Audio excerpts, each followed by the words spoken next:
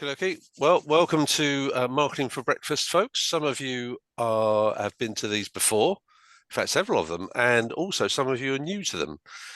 So I've got this giant celebrity squares sort of screen at the moment with you all on. For younger participants, that was a show on TV in medieval times where people used to sit in boxes. But anyway, so this morning, what I'm going to do is in a moment, Alex is going to take us through 15, 20 minutes about putting customers first, or how do you put customers first, or what does it mean to put customers first? And if we'll go through that 15, 20 minutes, if at any time you've got a question, if you can hold on to that, and then we'll have the rest of the session will be people putting their hands up. If you know Zoom, you've got the little icon down there that you can do that with. If you've got your camera switched on, that's great.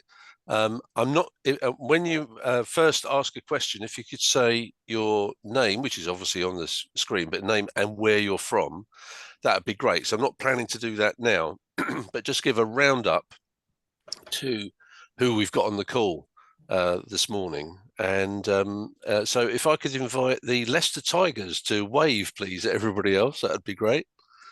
There we go. Very popular team here in Peterborough, as well as Northampton Saints. Ooh. More of that a bit later. I've also got several building societies, perhaps not surprising with Alex's experience and achievements at Nationwide. So building societies, you can give me a wave. And what else have we got? Is Alan there? No, he's not. No, Alan, unfortunately. Right, okay. And then we've got a range of other folks. Some people have actually been previous speakers on this. So Dean took us through brand architecture, and Karen took us through loyalty. So they're previous speakers as well. And of course, you've got Craig, Dave, Andy, and Harrison from R Cubed. I'm Martin Shortcut. I should have said that up front. I moderate the session. My background is as marketing in over many, many years. And as you can probably see over my right shoulder, I also rather like music. So I'm a DJ as well. Midlife crisis, about 20 years ago. Well, without further ado, if you could, I'll be checking the chat and scanning both screens once we get into discussion. As I say, when you do ask a question or want to interact after Alex has done his 15, 20 minutes, and then if you can just say who you are and where you're from, and then we'll kick off from there. We will do I believe the modern term is hard stop at 10:30, i.e. the end. But I will give in typical pub fashion, I will give a last orders warning around about 10:20, 10 minutes ahead, if that's okay. Is that all right, everybody? So without further ado, I'd like to introduce to you Alex, who's going to take us through customer first. Well, hello, morning all. There's so many of you on the screen. I'm so old now. I'm trying to see if I can see you all. So I can't basically, which is perhaps good. And it's a bit early in the morning for last orders as well, Martin. But maybe that's Peterborough thing. So I do know some of you, but for the rest of you, I'm Alex Bannister, and I spent over 25 years at Nationwide from the SINs, a variety of different roles, from chief economist to running banking, credit card. But I suppose most of my time was spent trying to shape the customer or member strategy, and still remain passionate about customer being at the heart of strategy. And I think for a lot of industries, particularly building societies and others, it's kind of a vital competitive force. So I mean, I guess I think that having an aligned member strategy is vital to getting the right outcomes in an efficient and sustainable way, and that things like actionable insight can help create the right strategy, but also enable its execution. So I was lucky enough to lead the customer marketing team our customer strategy and marketing team at Nationwide, and we owned a lot of the levers that you need to try and be customer centric. So we had single customer view of data, we had the member strategy itself, research and analytics, direct marketing, etc. So we had a lot of the levers, and hopefully we were kind of instrumental in getting Nationwide to be more member centric, and also to become a bit of a learning and listening organization where feedback from members actually did do some good and did actually have an influence on the organization.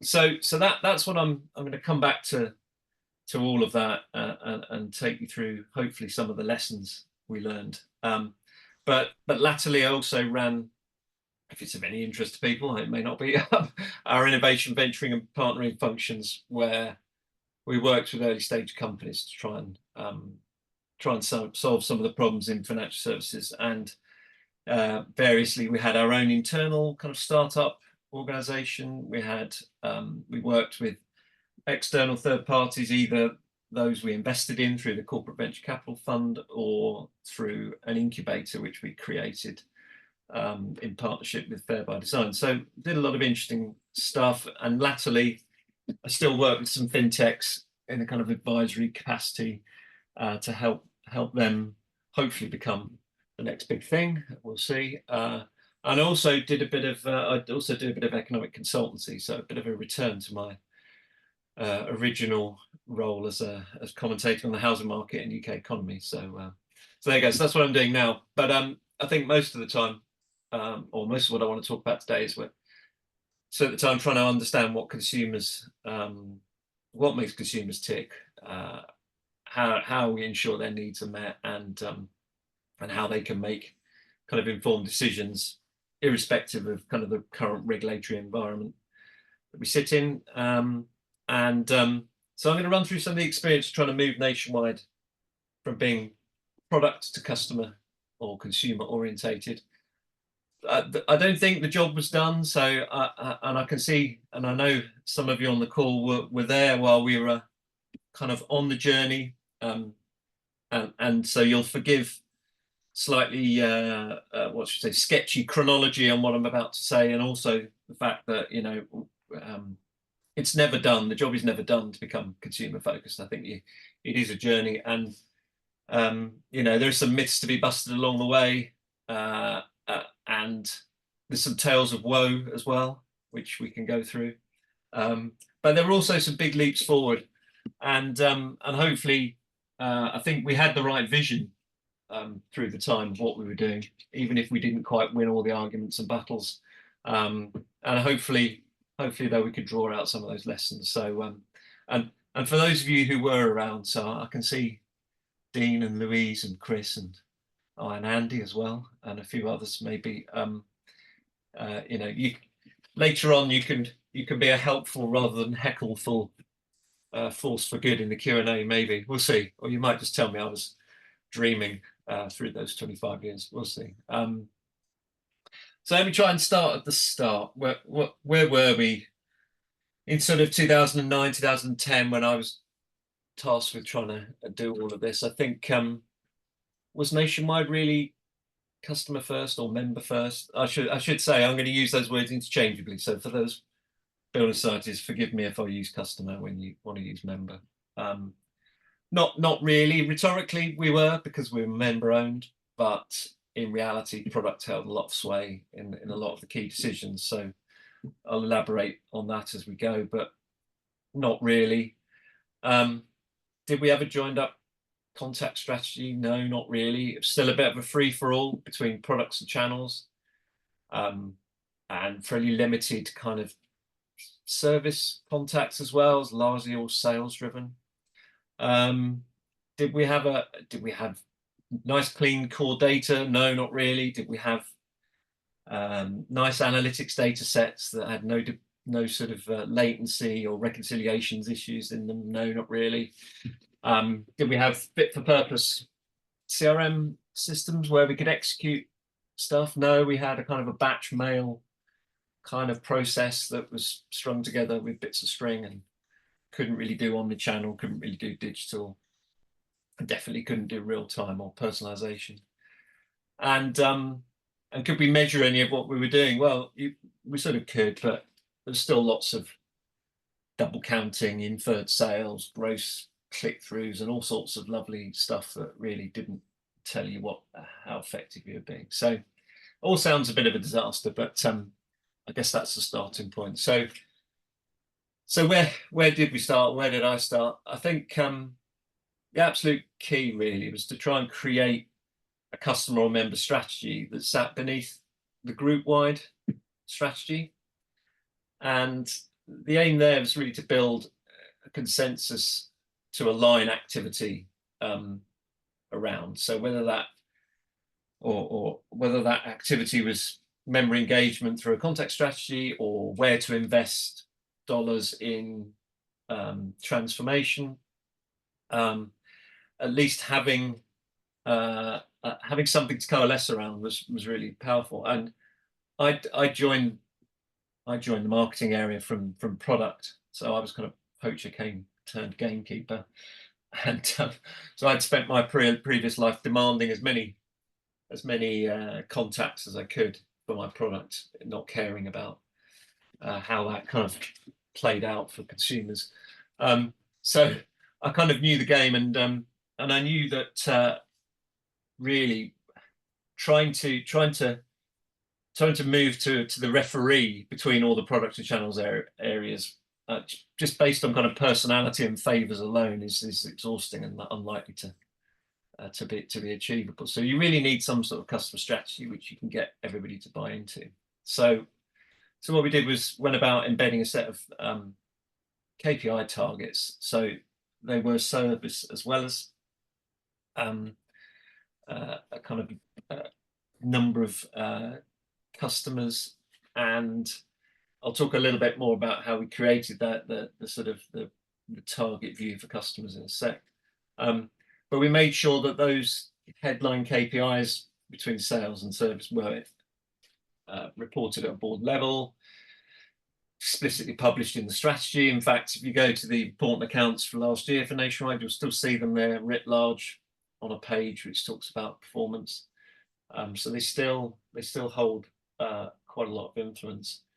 I should say creating that sort of customer target as opposed to products is quite tricky.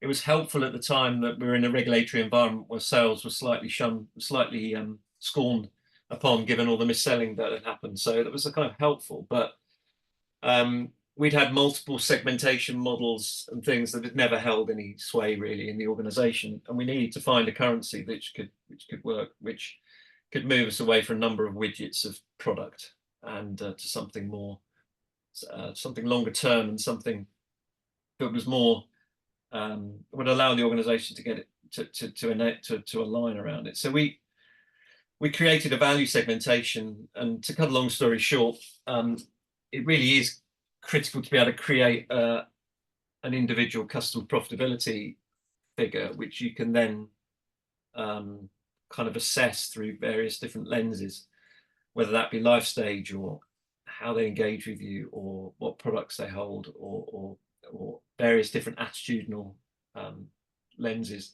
In the end, we ended up creating this committed members target, which was essentially a kind of multiple product holding target, but it turned out that it was an excellent proxy for high value, highly retained, and highly satisfied members. So that became the overarching target. But what it allowed you to do was to look at an individual customer and say, well, okay, what is the next best thing for them, given their life stage, given their attitudinal disposition, given their channel usage, and given what they already hold with you, what should you be talking to them about? And that was key. So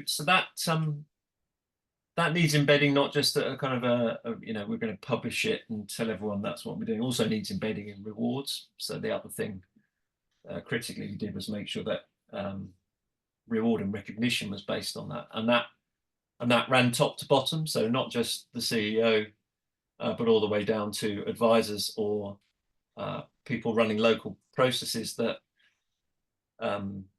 otherwise would be just worrying about the number of widgets again that they count in their area. So it meant that everybody had a common aim, which is really helpful.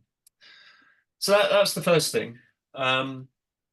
Next thing I guess, and this is one that we can debate at length, but I was lucky enough to be able to pull the right team together, and a centralized team. So I think I said earlier, we managed to own the customer data, both the operational data that kind of was collected from all the product and ledger and channel systems, but also so that we could create the analytics data set that was used for both insight and also for contact strategy as well. And to own the analytics team that could enable the interrogation of that and the creation of things like that segmentation, but also any analysis to understand performance of what you were doing. And then an execution team that ultimately could control all the kind of inbound and outbound marketing activity. I mean, I think there are lots of different ways of structuring marketing functions, and we can debate that, but my view is having them as a centralized capability was really helpful and probably the best way to organize around the customer. Of course, having got that team in place, and we could talk a bit about skills and capabilities and things, but you're still going to be able to create a viable contact strategy. And this is where I think, this is where I'm imagining Dean's going to switch his camera off and go and have a lie down, because, in principle, creating a contact strategy off the back of a customer strategy. So you've got kind of what the organization wants to do, how you want to approach customer. In principle, that should be simple then, shouldn't it? How do you create more committed members? Just create a contact strategy. Simple, but ultimately it's a multi-dimensional kind of optimization problem, and it is pretty challenging, and it's challenging because it's not static. If you could plan all of your contacts through the course of the year and know that they were going to play out in March. I'm going to talk to Andy D about an ISA in April. I'm going to talk to the Leicester Tigers about something else. That would be straightforward. But of course, the reality is depends on how consumers are behaving, depends what how they're interacting with you. So there's a lot of questions you need to ask yourselves about how you construct this contact strategy is going to work. So in the first place, how do you square those competing claims between product and sales force? How are you going to control any mediated conversations you might have? I mean, different industries on this call will have different touch points, but if you've got people on the phones and people in branches talking to customers, how do you somehow shape what they're going to say to that customer? Because it could be the most important, could be the only contact you have with them, or it could be one of many. So that's interesting, and we'll talk a bit about that. I mean, how do you improve suboptimal targeting? I mean, I remember the days where you'd have your risk scores would mean that the only people that you could talk to credit cards about were savers with lots of money, who you really should have been talking to about investments, but because investments marketing never really works, you didn't bother. So you'd end up with, hey, Chris Hulse, do you want a credit card, when he's got 50 grand of savings sat there, and it's pretty daft. And then how do you measure everything accurately? There's and we can talk about kind of different ways to do that, but essentially holding out contacts to look at the effect that you've had on those contacts you make. Just simply holding out contacts is a problem for product areas. You say, well, I want you to talk to all of my potential product sales folks. So there was a real reticence to do proper measurement. Anyway, what did we do? Did our best to lay out a hierarchy of contact based on likely need and alignment to the customer strategy. So where are the highest value customers with the need, with lots of needs? Where were they likely to touch us in the organization? and then obviously pay close attention to kind of marketing budgets and effectiveness. So, you know, if you had a customer that frankly was never going to contact you, but they were someone that had most needs with Nationwide, and you really wanted to deepen the relationship with them and ensure that they kind of became a committed member, maybe you would furnish them with some very expensive direct marketing on paper, because they're not going to come into your branch and they're not currently digitally active.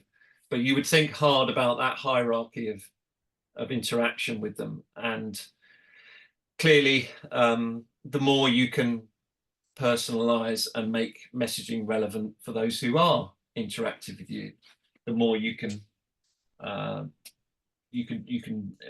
do well. So service can have a look in, and that could be something you engage folks who are already committed, etc. But I will say, and I think this hopefully is something we can debate.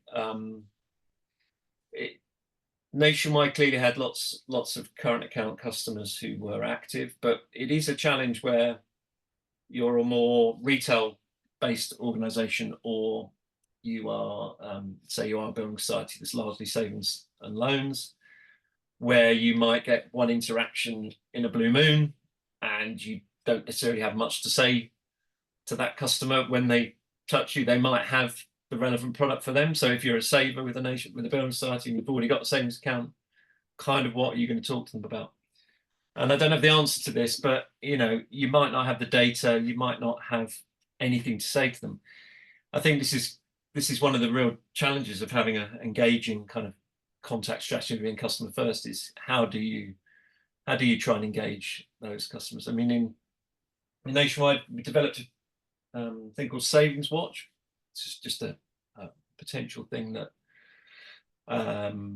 might be interesting to some, which is where you would know what your savers have. We knew they were obsessed with return, and we knew that was a big driver of satisfaction. So we tried to create a service where we let them know what relevant savings products were on offer. And it changed a little bit over time, but the bottom line was it was sort of personalized in the sense of we knew who they were, we knew what they had, we knew what they might be interested in. And it was something other than a pure sales discussion with them.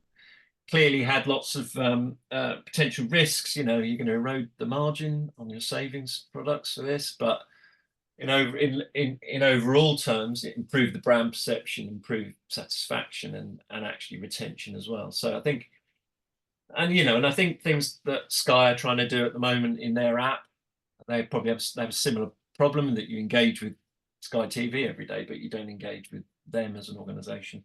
Trying to create some sort of rewards and stuff like that to talk to them about is quite interesting.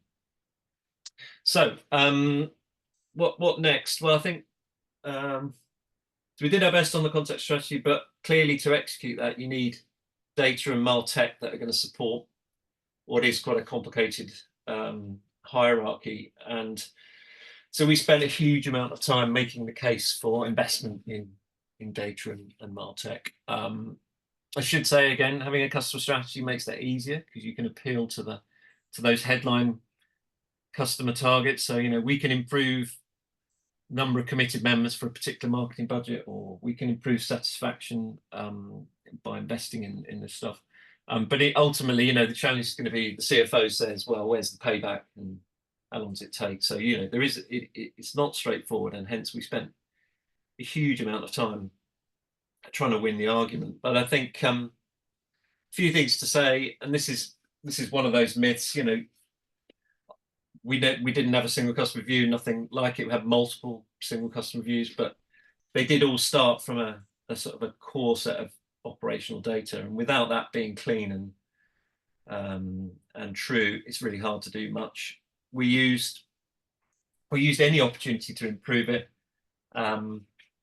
The problem we had was that it was a legacy kind of environment with 150 systems all plugged into it, and so we had to take every opportunity to try and improve it. We used some of our regulatory I mean, you might imagine within a building society that frontline staff and people on the phone are regularly checking, hey, can I just check your emails addresses up to date, or can I check your date of birth is correct, or blah blah blah. I mean, to be honest, none of that really happened. It was a big opportunity cost, and people didn't like doing it. So we had to use other opportunities. So we used things like our FSCS compliance programs to build data quality dashboards and reconciliation.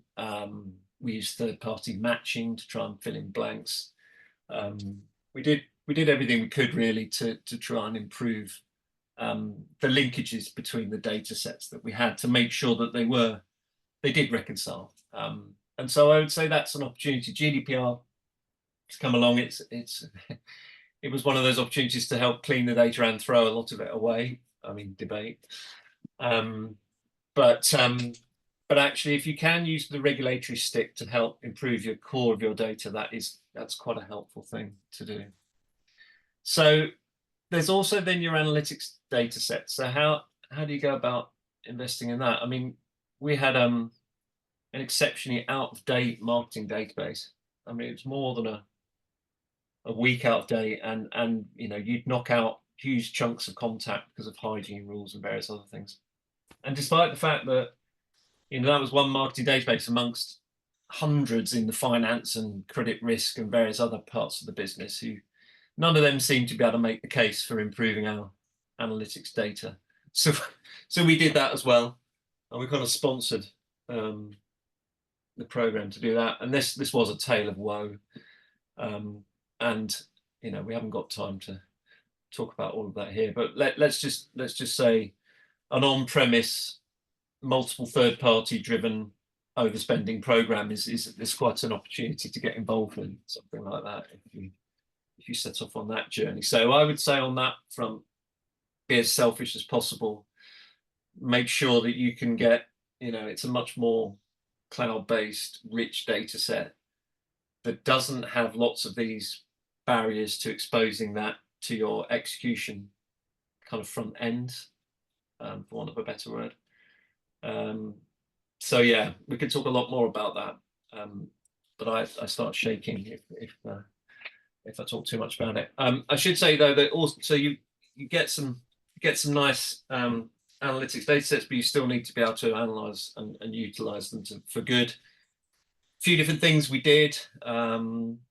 We managed to track, for example, things like unfinished mortgage journeys, right the way from across all channels. We managed to link customers together. I mean, with some dropout, it's not an exact science, and post GDPR and PECA may be more difficult, but we managed to find people that had abandoned mortgage journeys at various different points who had been in multiple channels. And by using kind of advanced analytics matching, we were able to create kind of very hot set of leads. Whether you could get anyone to phone them up or actually do anything about them once you had them was a different matter. But we did manage to find some incredibly valuable leads through that route. And just as a little tip there, parts of the business who are not kind of what's the word, up on this sort of stuff, they do like a good Sankey chart. So you can Google that one. That always impresses them massively if you can produce a Sankey chart of journeys, and they're thick at one end and thin at the other, and you say, look at all that dropout, there's loads of dollars left on the table. But we did other things with third parties. We created some really interesting kind of insights. We did a kind of I guess a kind of a Monzo insights set of prompts for our digital banking members. They were kind of building society trained. They weren't all sales. They were actually useful. They were actionable. And it's a super interesting things you can do. Sometimes you might need to work with third parties to do that, but it's amazing what you can do when you've got the data. But we also need to invest in deployment systems. Again, I could talk a lot more about this, but we had again, coming back to that point I made around, if you do have mediated conversations with phone and branch folk, talking to your customers, you know, there was a time when all they would talk to them about was their GI referral date. So, you know, when's your general insurance coming up for renewal? And that would be the only conversation that you'd ever hear in a branch or on the phone. It's not very joined up. It's not very customer first, and and that would be that flavour of the month. You'd have a different flavour of the month some other time. We managed to, because we had the data, we managed to invest in ways of deploying a much better 360 degree view of the customer to them, and we showed everything around their relationship, and it showed potential interesting topics to talk to them about. It showed, you know, if they complained, it showed how often they were in the branch or on the phone. We did a lot of work though with the stakeholders to understand what was helpful from a kind of opening that conversation perspective, and spent a huge amount of time. It wasn't just the tech, it was the alignment around and the buy-in to using those prompts. But you know, we had to invest in new digital kind of execution to make it more real time, to make it more personalized, to make it more you know, there was a time, and Chris, I'm sure you remember this, where we would just splatter non-personalized advertising everywhere, if you know, whether that be within the sort of registered part of our digital banking or even on the website. And the aim was always to get to something that was more personalized, relevant, and actionable. And you know, we invested in the capability to do that. We replaced our email systems, email system that was supposed to replace the other 5 that were being used in the organization. And I'm sure it has by now, but who knows? It still hadn't quite replaced all of them. So there's a lot. I would say in an ideal world, you'd end up with one deployment set of capabilities. In reality, I think we still had several, but we were trying to join them up as good as possible, you know, as much as we possibly could, and all join them back to that marketing brain and that hierarchy of contact strategy. And it's never perfect, but we were getting closer to something that, at least from a consumer's point of view, would have felt more joined up.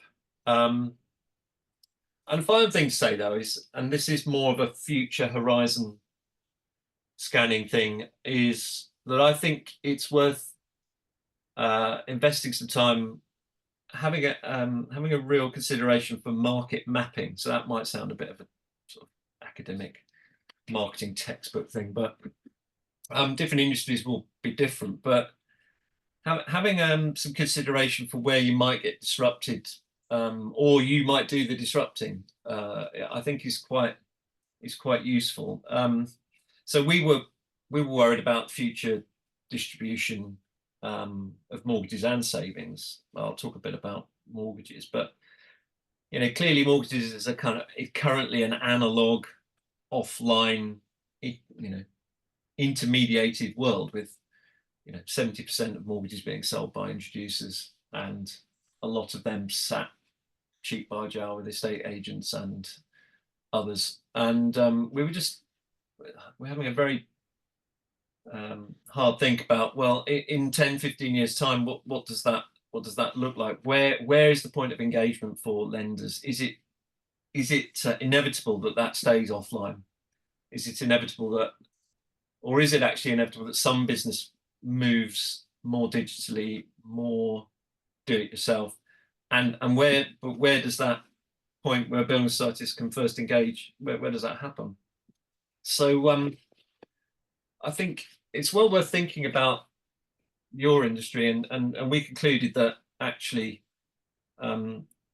most times in these markets things move upstream, so they move closer to the point of essentially interest for the consumer. So what's the first thing you do when you're looking to buy a home? Well, you look to try and find a home. And so we were thinking hard about, well, so where's the earliest point that a building society could engage? And so we spent quite a bit of time thinking about that. And then you'll see there is a current partnership with Rightmove that was one of the outcomes of that discussion, which is right at the outset of what may happen in the future. I mean, who knows quite where it goes, but there are a bunch, you know, you can see a world where potentially if you see the house you want, that you know the lender that that you'd happily go with will lend on that house, and they'll lend to you, and they'll give you a fairly good idea of what it might cost.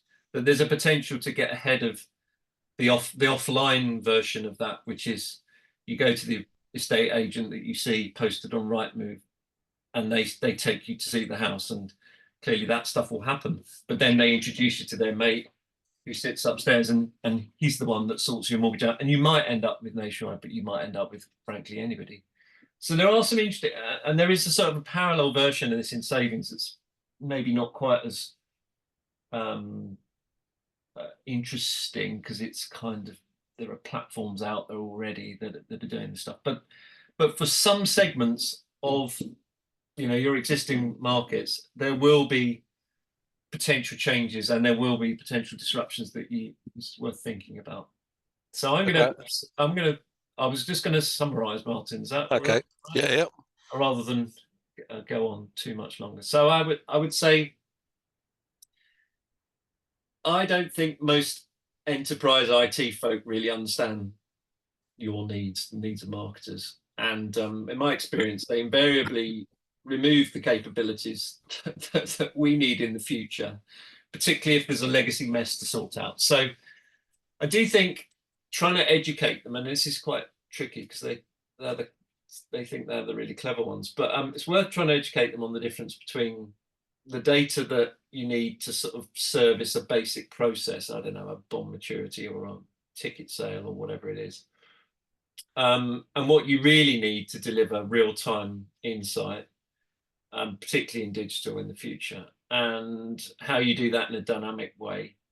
And I do think it's worth getting them to think about, well, how do they when they design their kind of IT architectural view of the future organization, how do they make sure that they support that, and that they can create relevant engagement, and that is different to a sort of a I don't know, a process, a sort of a cast iron process that you know, basically minimizes all risks, but actually minimizes any relevant engagement. And I would say, going right back to the very start, trying to embed something which is actually a customer strategy rather than a product or channel strategy at the top of the organization. And, you know, think about not scrimping on service comms, because ultimately long term they turn into sales. Not letting kind of product run wild and allow people to measure things in a gross way, but ultimately make sure everybody's rewarded in the same way, because that allows you to build consensus between different areas who might have their own local competing views of what good looks like, and it allows you potentially to create something longer term and more valuable for the organization. So I will, at that point, Martin, okay, shut up. And well, shut up for a second until I'm sure there's a question that then gets asked that requires me to prattle on again. Lovely, thank you, Alex. I'm just going to paraphrase a couple of questions which are already coming through the chat, and one of them was around regulatory, which we could get into a whole ball of wax and probably only talk about that until about 10:30. I would encourage all of you to go and have a look at the use under GDPR and PECA of RNLI. So what has lifeboats got to do with us? Well, sometimes in our career we need a lifeboat. I know that personally 3 times. But the opt-in that RNLI as charity achieved, most charities were getting a 10% opt-in and therefore losing their database. RNLI got a 42% opt-in, wildly better. And if you go and have a look at that as a case study, it's not directly applicable in terms of that you're not saving lives out in the sea, but it will start to get you thinking about how you address that data. It's not just simply asking for something, it's the why and the background to it. So have a look at that. The other thing I think, which is the a phrase used, which is we're talking about customer value, customer data, and it's about looking at the potential value as well as existing value. So perhaps we can explore that a bit as well. But in the meantime, if anybody wants to kick off either with a question you've asked in chat or with a question that you have, please raise your hand and tell us just remind us who you are, which we can see on the screen, but where you're from. Okay, who'd like to kick off?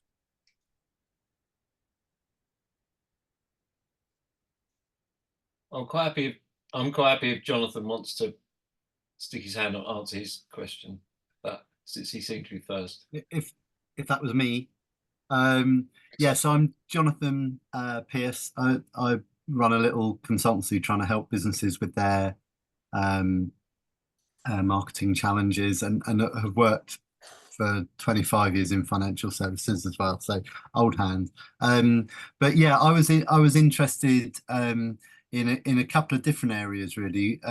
One was what Martin mentioned around future value, because yeah, that getting current value of, I think one of the challenges is encouraging the business to think longer term on what metrics are as well, and where value sits.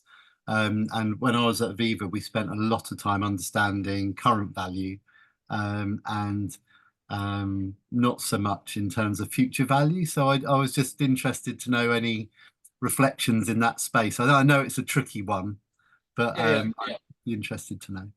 Well, I think so. You need both is the answer, and you need the current value not to shape what you're about to do, but to be able to prove how moving a customer to being more committed actually creates it. So, for example, if in our world, if you had someone with a current account and a mortgage, they'd be you could see how much they were worth to the organisation right now. Okay, so that make up a number, £350. I don't know, economic contribution over a period. If they only had a current account, they would be like £150 or £50, and so you would use the difference between their relationship with you to give you a future value. So the gap between the two tells you if you can sell that current account customer a mortgage, you will make this much more value, and so you kind of know what to do. You clearly also need to think hard about life stage and kind of what their actual needs are. So that's the other thing to say, and it might be entirely inappropriate for them to take a mortgage, but like you would know that through your other insight that you would have gained on them. So I think it's obviously what you talk to them about is kind of dictated by their need, but also what would put them in that more valuable state. And I think, and for building sites, it is relatively easy because you kind of pretend to yourself that all the products are better value than the banks are offering. So everything you do to avoid them buying something from a bank is just social good. It's all marvelous. It's not bad. It's not dirty selling. It's kind of making sure they've got the best value products because they stay with you. But like it's a bit more subtle than that in reality. But so that's so it allows you to see, well, what happens if they buy another thing and another thing? How much? What's the potential there? But you need to think about them as individuals. So you do need to have that segmentation sat behind it that says, well, they're aged 92 and they're not going to need a mortgage or whatever. Yeah, as well. Okay. So, and on the financial payback, which I think was your other question, I mean that it does move around, but it is a bit of a nightmare because can you effectively measure it is one of the problems, because it's hard to agree what the methodology needs to be, but arguably they want payback in 12 to 18 months.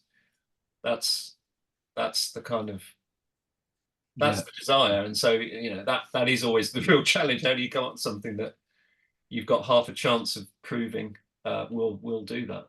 Yeah, and just on the other couple of bits, I definitely agree around the use of regulation in terms of creating conversation and building kind of alignment. And I was just interested to know around your internal allies as well, who they were, who are the people who kind of supported and amplified your message.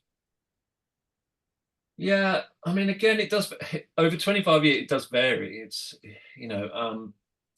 I think it's so Nationwide had sort of, depending on how you looked at it, 6 or 8 product areas. And I would say that product areas tended not to be, I'm going to answer this slightly in the negative, they tended not to be allies a lot of the time unless it suited them, because partly because they had a very strong regulatory kind of thing hanging over them, so they couldn't missell things. The FCA were kind of scrutinizing everything they do, and all they really cared was hitting their kind of hitting their own arbitrary target and not getting sent to jail.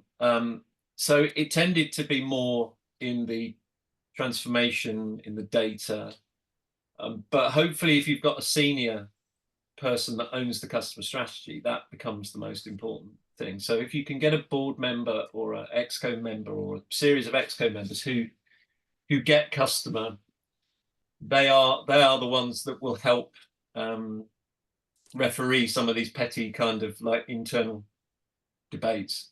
So ideally your CFO, that's an absolute, if you can get that to work, that's perfect. But the CEO is pretty handy as well. So I would say it's it's the areas that are already kind of central in their mindset, but they need to buy into customer, and I think it helps having exco members, frankly.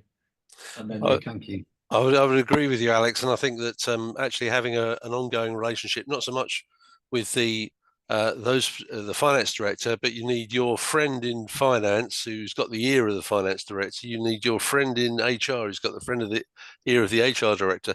So you've got that effectively team of interest. But I'll leave that for the moment. I just want to jump on to Mr. Jarvis. Could you introduce yourself and ask a question?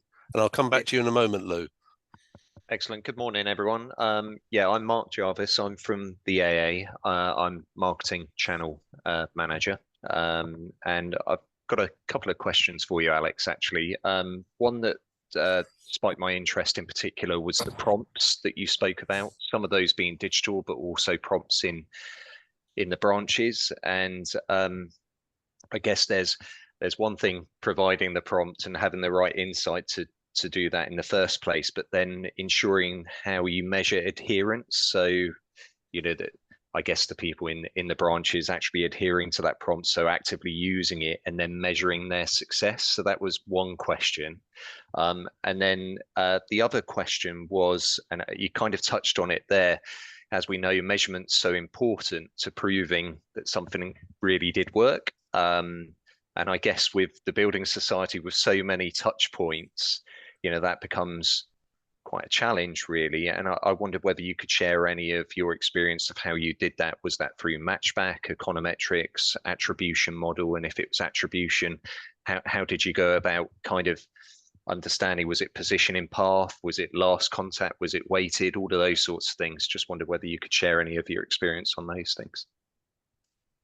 Yeah, so I think and I'm very happy if Andy or Dean or anybody else wants to come in and help me on this one. But on the first one, I mean, it was a never-ending battle, if I'm honest, to get branch and contact centers to use the prompts.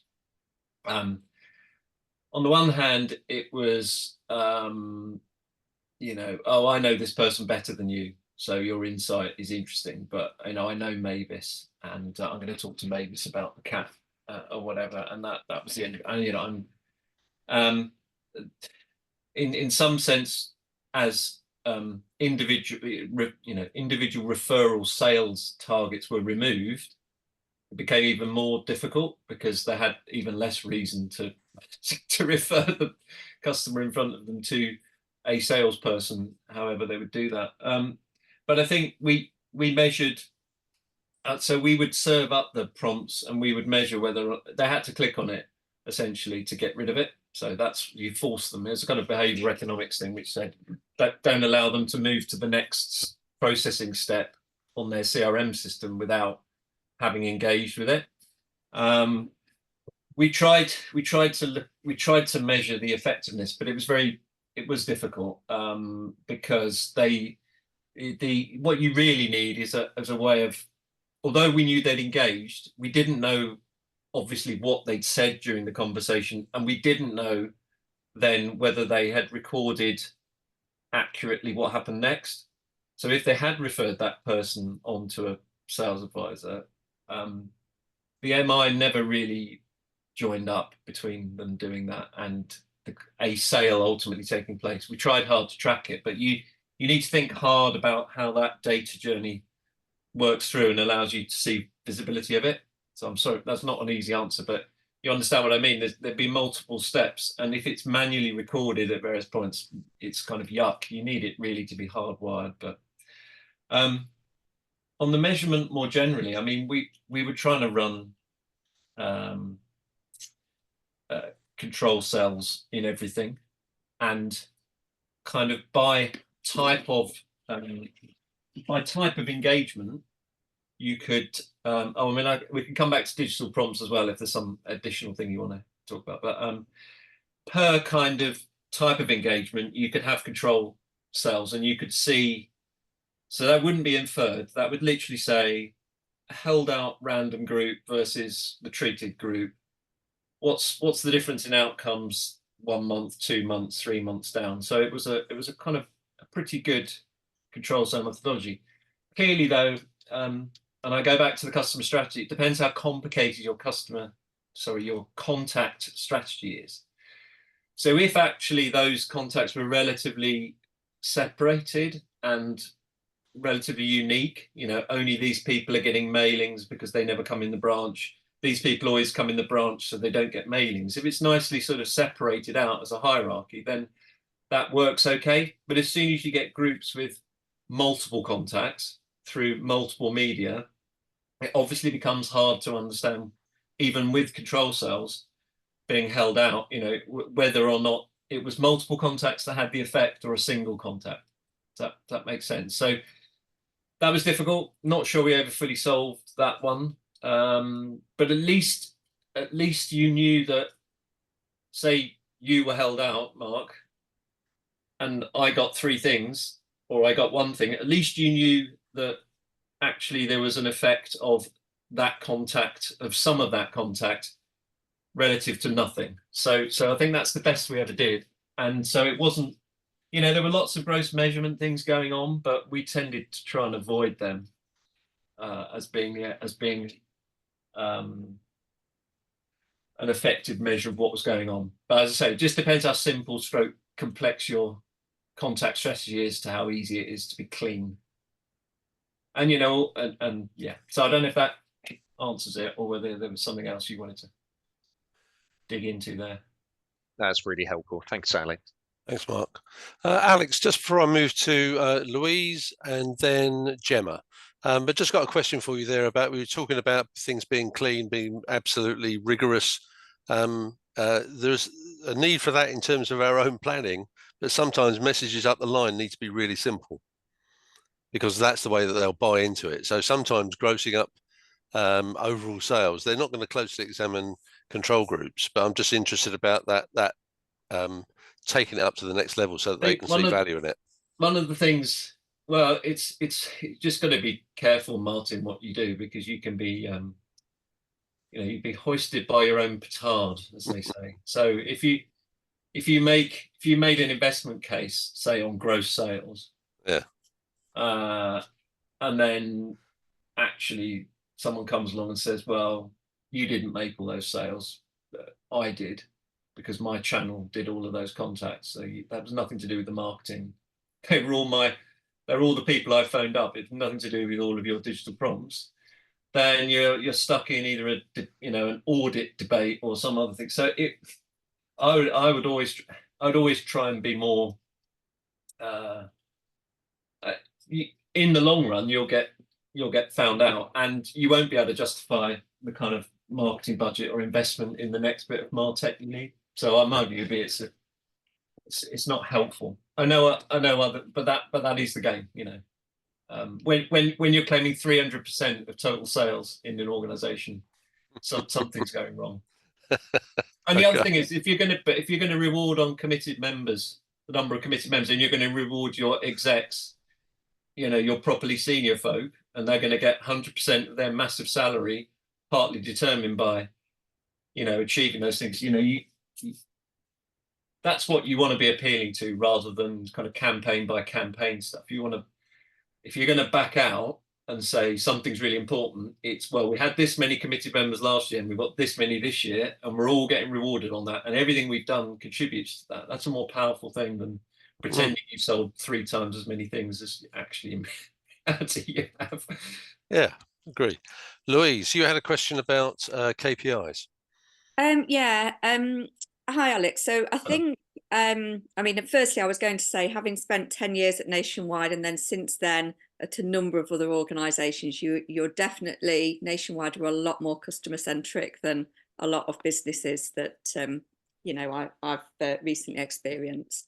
So I was just interested in you mentioned about the KPI pack that you got agreed at board level, and you said about some of the measures were, increases in brand perception and things. And I was just wondering what sort of balance you got within that board KPI pack between the sort of the sales, the brand measure, customer satisfaction, because I find that you can have all those sort of conversations, but the board ultimately, they'll measure it in terms of the revenue rather than the brand, because it's quite tricky to measure those increases in perception. Yeah. So yeah, really keen on that. Yeah. So we had a board performance pack, and I think so it was a monthly thing. It went to the executive committee, and then it went to the board, and then I think probably the FCA also had it because it was a key reporting thing. So it was, and essentially we had a number of customer metrics. The 2 critical ones were committed members and satisfaction, customer satisfaction. And I say, if you go to the and the answer to your question, Mark, is around the products. I mean, have a look at there's a page in the report and accounts from 23, from last year, 22-23, which does pretty much the same thing, which talks about the 2 main things around customer committee members and satisfaction. It defines it all there, Mark, basically, if you want to have a look. But essentially that was baked in, because that's baked into rewards. That's a big deal. So that's like Remco debating that, the target set for that, and the commentary on it every month is really, everyone's really interested because it's like, shit, it's my bonus. But so they were always in the board pack, and they were scrutinised quite strongly because, as I say, there's a lot of money riding on that essentially. But there were other metrics, and they got less attention, ironically. So they would have, there would have been brand perception measures, but no one really ever could create. It was a difficult one because in a mutual, you don't have a share price, so you can't even do some sort of brand value thing, which you can do in other organizations. You can get someone to do some fancy econometrics and say that, if your brand, whatever brand measure you want, consideration, awareness, everybody loves you, whatever the brand thing is that you're tracking, maybe you can create a value of that going up or down. But ours never really moved anyway. So the brand metrics were so boring. They never moved, and we couldn't create a value. Whereas committed members, I could say, well, that actually, customers are worth this much if they're in this state. Because we created this many more, we have created this much value, end of. And by the way, if we're a mutual, we have to have satisfied customers. It doesn't matter if they're savings customers or mortgage customers or current account customers. They all need to be satisfied because they all own us. So no one could really escape that. There were complaints metrics, there were local service tracking metrics, etc. and so forth. They were there, but really those 2 key ones being embedded in the bonus and being the thing that everybody essentially said represented the customer bit of the overarching strategy. Because obviously, if you've got a group strategy, there are costs, there's technology, there's conduct risk, and there's all these other parts of the strategy that you need to appeal to. But the only bit that's customer is, and obviously there's what's the balance sheet look like, and what's the P&L, But the only bit of the customer thing were those two key metrics, really. So, okay. Gemma, you had a question about small and team and limited budget and about starting with customer strategy. Where do you start?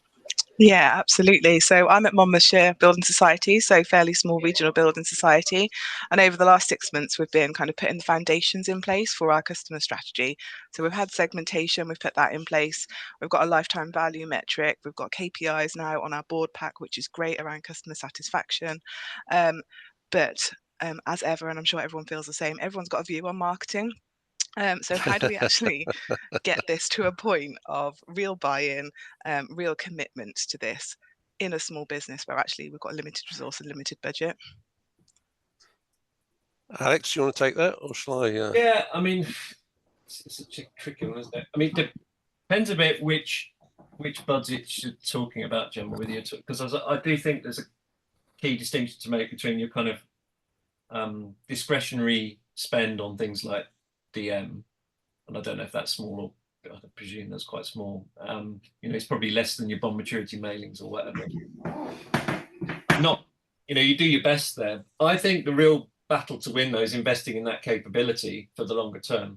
So data and MarTech would be where you need to win the argument, and I think you need to almost show scenarios where you improve the depth and kind of relationships that you have with your members over time, and you show what good that does to the P&L, and you show how much more efficient that is, and you try and back out what you need to deliver that in terms of capability, and then whether or not someone can muster, budgets alongside what, an investment budget alongside what you need to do for conduct outcomes or whatever the other thing which will take up space, I don't know, but I think you need to appeal to that customer strategy as being a more effective long-term economic outcome for everyone, and what do you need in order to achieve it. I don't know, other people might have answers. I mean, I'm sure everyone's grappling with it. Just to build on that, Alex, I thought an important element on business case wasn't just around like incremental growth of members, but also like maintaining and reducing, lapse and churn, and so business case kind of needed to reflect all of those three things. That's true. I think the important point you made there, and for you directly at your question, Gemma, which is showing some early wins where people can see decision makers, budget holders within that business can see how we can, look, we've improved that. Right. Well, we were doing it with a bit of chewing gum and string, frankly. Oh, okay. I mean, the best example of that is perhaps, Admiral Insurance. They changed the market for dual car, insuring more than one car, because nobody could do it. It was a pain in the arse. And they'd have actually spent a fortune on technology. So they put together a chewing gum and string and tested it to see if it worked. And they then became the 4th largest car insurer in Britain. So take that principle. I think the other thing is to think about what I've got on my head at the moment, and some of us have got, so not my glasses, my headpiece. And I would encourage you to ensure that everybody who's got anything to say about marketing spends a couple of hours in the contact center or with customers per month, if you can, 3 months, because unless people do that, they cannot comment about what customers want, what customer strategy should be, because they've never spoken to them. And I think that's really important. It was the first thing that I've always done in consulting. Would you like to see our 5-year strategic plan? No. Give me a headset. Chris, you had your hand up. Do you want to build on that? Yeah, and my question is directly related to that. And thanks, Alex. It's good to reminisce. The bit for me, and I think this is where Gemma maybe where I'm maybe giving a view about what your question is I think what you did at Nationwide, Alex, to your credit, is you had a strategy at a high level that the business bought into, and I think your strategic customer measures are key. But what we often do here is we then try to focus on what we can do, and we end up very quickly in thinking that we can change all those dynamics just with marketing activity. And actually, there's a whole set of different things on there. And I think particularly propositions key. And what you talked about there with the savings promise and a lot of the examples, it requires the wider business to buy into it. And that's when you have a wider budget. And I just maybe, Alex, and I know you, you aged and had a bit of grey hair with all those conversations with the proposition teams, but to your credit, you didn't give up. And I just wondered whether you could share a little bit about what worked and what didn't work in some of those wider conversations with either channels or with propositions, because it's a holistic view that creates the right outputs. And your business cases aren't going to work just by Marcom. You've got to think of them more holistically in propositions. And maybe if you could just pull on some of that, Alex, and maybe share some of that, because I know you did a lot of that with channels and with marketing, other times of marketing as well as propositions, and just maybe share on some of that. That was my question. No, that's a really good point. I think I'm not sure even a lot of people still talk about propositions, Chris. I still now to this day, which again is all of. I mean, this is the depressing thing. Pretty much everything I've said is marketing 101, isn't it? You go and do your CIM thing 20 years ago and you learn all this stuff. And the reality is people still talk about product and pricing and not proposition. And, okay, there's no one definition of it. But, how products get used, what their features are beyond the price are important things. I mean, I think part of it is it depends if you have an insight function, Gemma. I don't know if you have a kind of I don't know if you have like a team that can help with. Sadly, no. We've got a customer experience officer, so we've got reviews that come in, and we've got some comments that come in, and we've got a research agency that we work with, but we don't have a function, sadly. I was going to say one of the things that really helped, Chris, was when we met.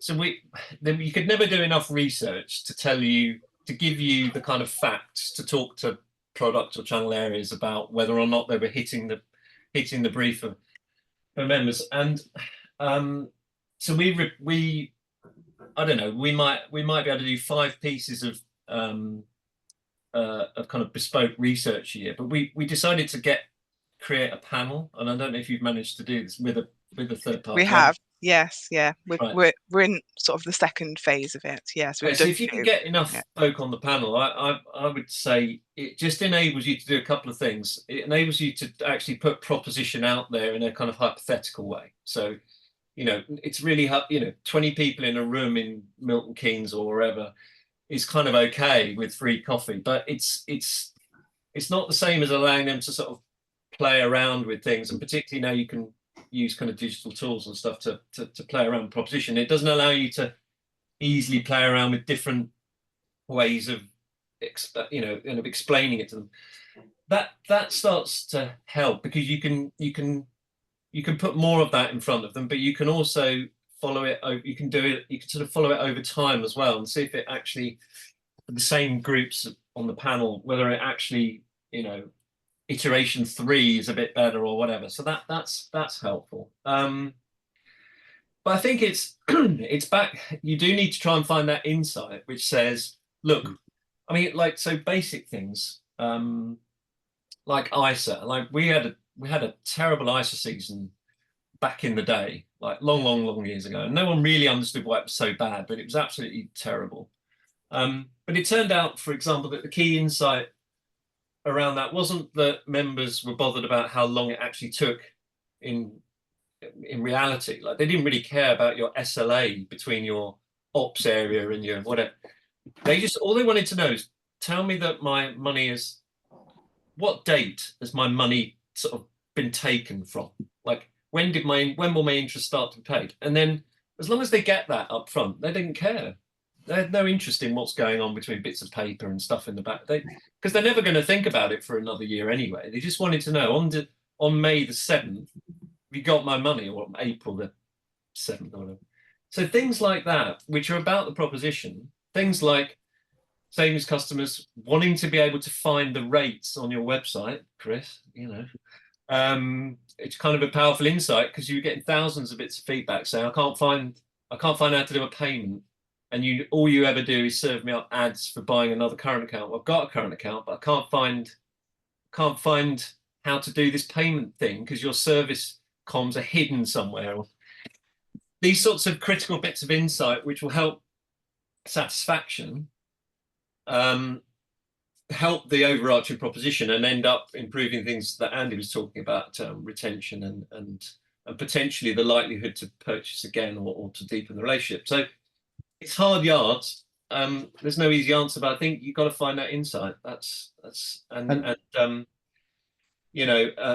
digital. The other struggle is obviously, can you find something relevant to say to those folk though as well beyond your bond maturities coming up? Because your mortgage folk are not really your members, I'm afraid.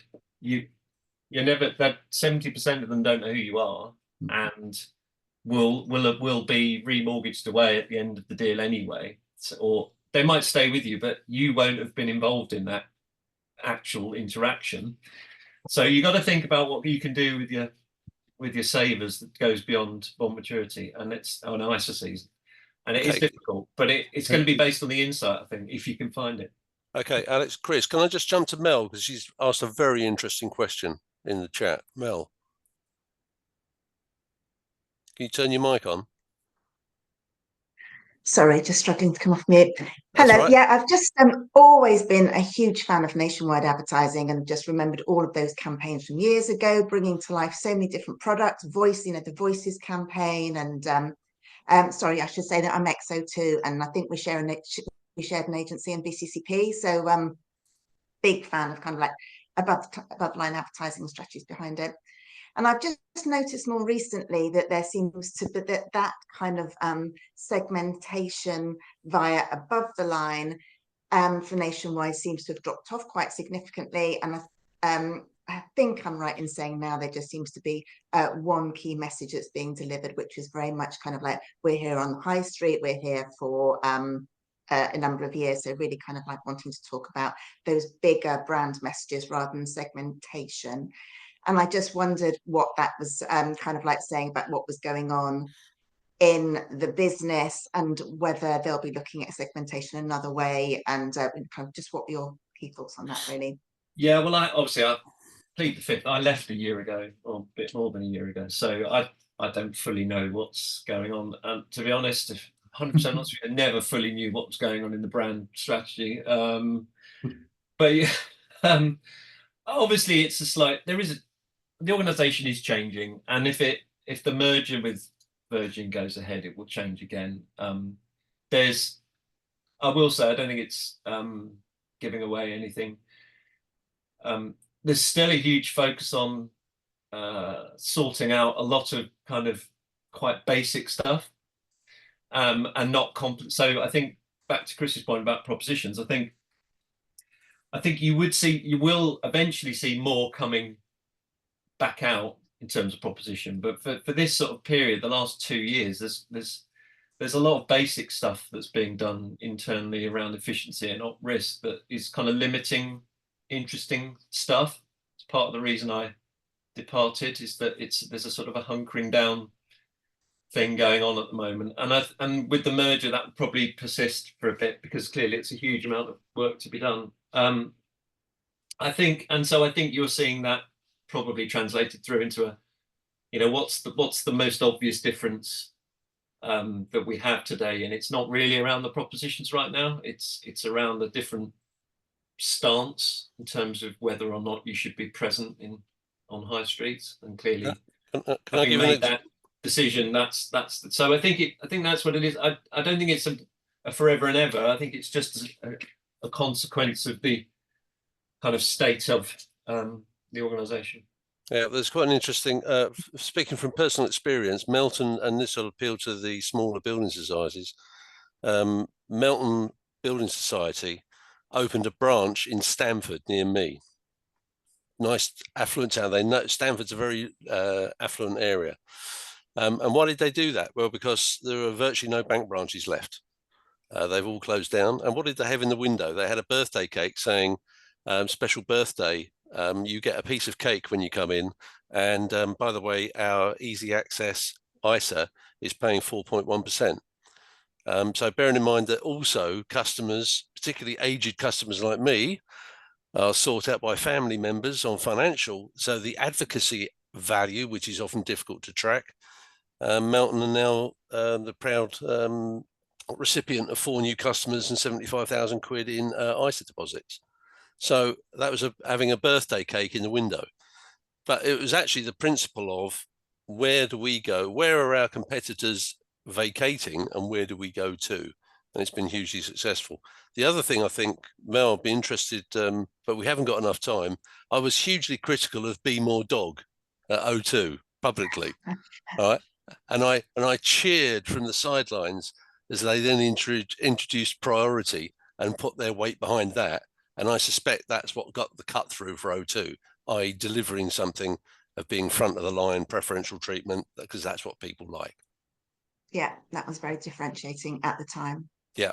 So we've only got, as you were saying, I think there's a lot to be said for localizing messages, yeah, and rather than one size fits all. And again we saw that at O2. Don't treat all stores the same. They have different needs depending on the geographical area absolutely, and the demographics of that area. Absolutely. We've only got 8 minutes left, folks. So have I got any additional questions that you'd like to put to Alex?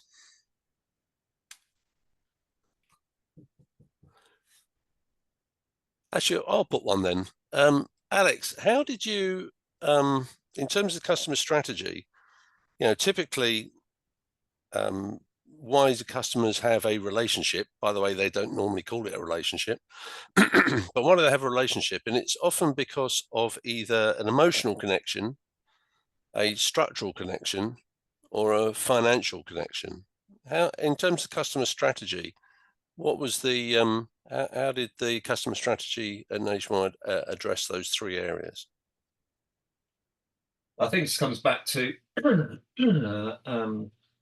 very much kind of life stage view. So you would have, if you looked at the membership, you had groups who joined 30 years ago that knew something about mutuality, sometimes voted in the AGM, kind of knew that Halifax used to be a building society and converted and went bust and all of that stuff.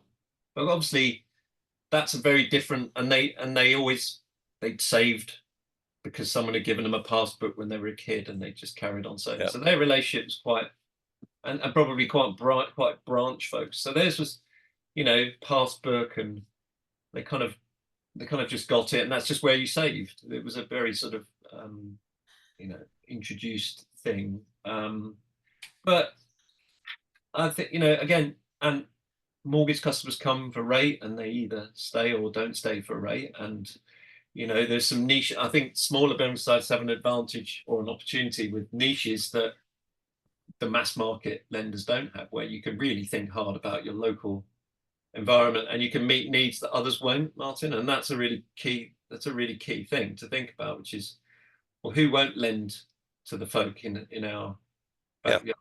And Nationwide often wouldn't, because it would be higher risk and too complex.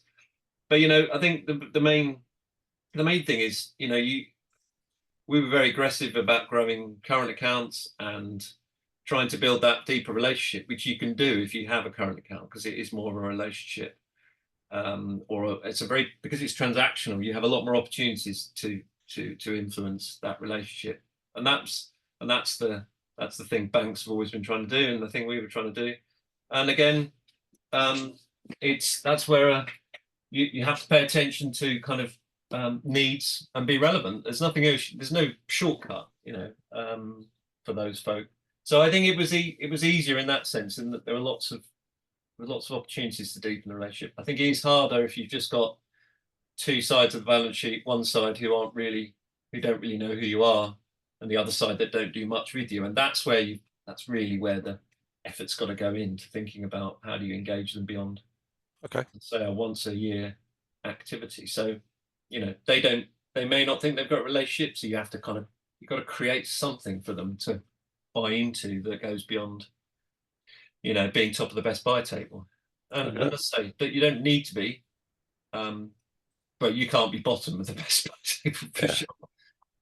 I'm just going to, Craig's got his hand up, but I'm going to just, before I go there, Craig, Mark has asked a question about what do I mean by the structural bit of emotional, structural, financial.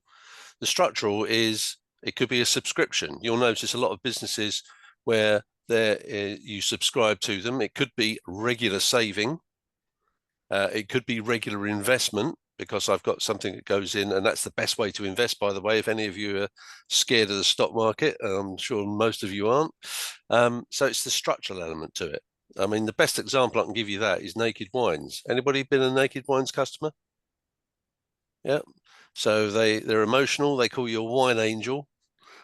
They are structural because you pay a subscription, and they're financial because they say that you save money on wholesale prices. So in creating that, you're creating an emotional, a structural, and a financial link with the customer. Is that okay, Mark? Craig? Thanks, Martin. Just one sort of quick question, really, for the wider group. We've talked a lot about Marcoms and the value of customers, and you need to know what you're trying to drive from customers. But there's a wide range of people in the session today, and for those of us who have limited opportunities to talk, so AA renewals, mortgage customer, Arsenal season ticket, I just wonder what people felt about, do you have to manufacture opportunities to talk, or is that just a nice to have which you find doesn't drive anything? So how are people managing customer relationships outside of the obvious sales opportunities? My experience has been it adds a lot of value, but it's very difficult to justify when you go to the board. I'd like to send some nice comms to say, hi, how are you? Here's some driving tips. Here's some football information, but it's not necessarily against drive sales there and then.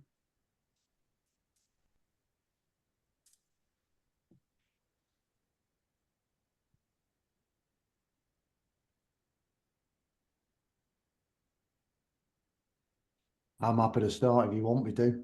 I was gonna.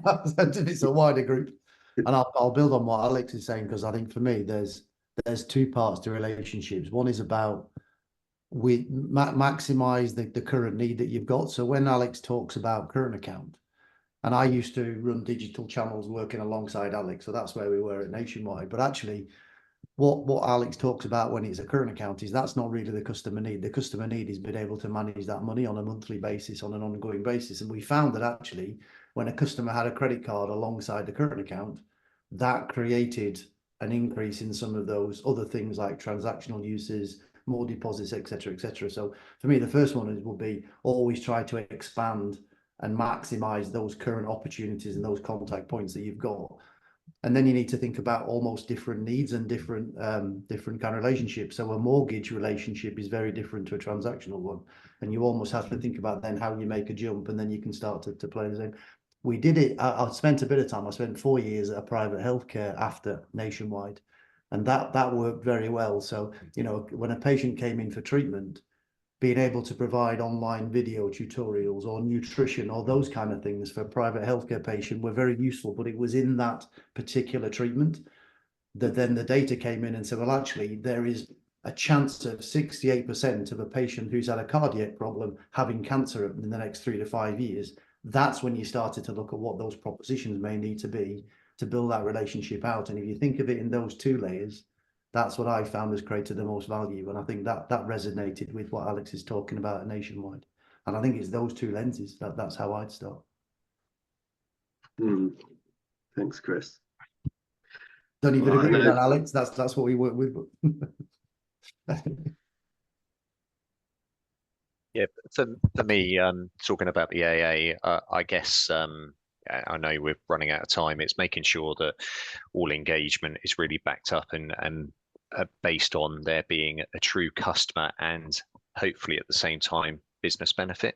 And that could be, lots of things that we're serving up content that ultimately shows that we care, keeps the customer safe on the road, that keeps their car running, which reduces breakdowns, reduces claims. Is there a value exchange as part of that? Is there an opportunity to talk about the rewards that the customer gets with being a member of the AA? Reminding them of all those extra things to hopefully potentially create some lock-in, come retention.